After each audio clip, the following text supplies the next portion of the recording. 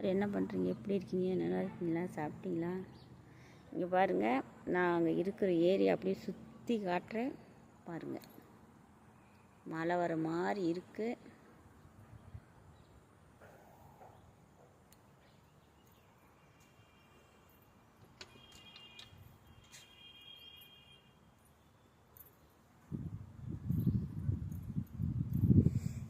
எங்கள் வீட்டுக்கு முன்னாடி ரோஜா தோட்டம் தான்.